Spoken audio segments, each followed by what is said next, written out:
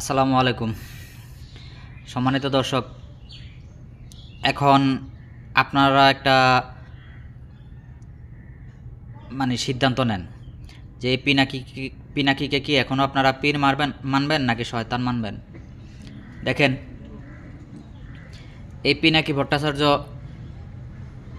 এক সময় বিএনপির পক্ষে কথা বলেছে, তখন বিএনপির কোনো ভুল ত্রুটি তার চোখে পড়ে না।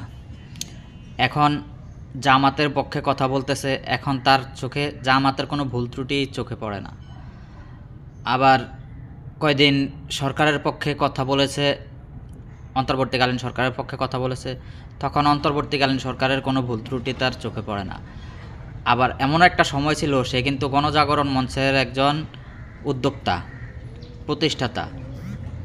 তো যখন তিনি আওয়ামী লীগ সরকারের পক্ষে ছিলেন, তখন কিন্তু আওয়ামী লীগ সরকারের কোনো দোষ তার চোখে পড়েনি। আসলে এগুলো আসলে নিজের হীনমন্যতা। আমি বিএনপি সমর্থন করি। বিএনপির যেমন গুণ আছে তেমন দোষও আছে। আমি যেমন গুণগানগুলো তুলে ধরবো, তেমন দোষ ত্রুটিগুলো তুলে ধরা আমার দায়িত্ব। কিন্তু এই বুদ্ধি ব্যবসায়ীরা, এই ইউটিউবাররা যখন যার গুণ কীর্তন করে, তখন তার কোনো দোষই চোখে পড়ে না। কেন রে ভাই? এখন মনে করেন যদি আওয়ামী লীগ ক্ষমতায় থাকতো, তাহলে তো অবশ্যই আপনারা এখনও বিএনপিকে মাথায় নিয়ে নাচতেন। তো এখন জামাতকে মাথায় নিয়ে নাচতেছেন, আগামীতে আরেকটা দলকে মাথায় নিয়ে নাচবেন, তখন আবার জামাতের দোষ ত্রুটি খোঁজা শুরু করবেন। এরকম কেন? আপনারা যখন যেই দল অন্যায় করুক, সেই দলের অন্যায়ের বিরুদ্ধে কথা বলেন, তাহলে তো জনগণ আপনাদেরকে নিরপেক্ষ ভাবতে পারে।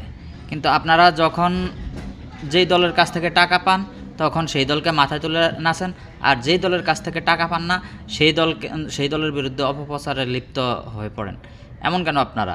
টাকাই কি দুনিয়াতে সব? টাকা ছাড়ার কিছু বুঝেন না? টাকা ছাড়া ইনকাম ইউটিউবিং করা যায় না? ইউটিউবের তো নিজস্ব একটা ফান্ডিং আছে, ইউটিউবের ইনকাম দিয়েও তো আপনারা চলতে পারেন। অবশ্যই ইউটিউবের ফান্ডিংয়ে আপনাদের অবশ্য জামাতকে প্রয়োজন হয়, কারণ জামাতের যে বট বাহিনীর যে লাইক সাপোর্ট আছে অনলাইন ভিত্তিক, সেগুলো ছাড়া আসলে আপনারা অচল হয়ে পড়বেন। তাই জামাতের বট বাহিনীগুলোর লাইক কমেন্টগুলো পেতে হলে অবশ্যই আপনারা জামাতের পক্ষেই কথা বলতে হবে।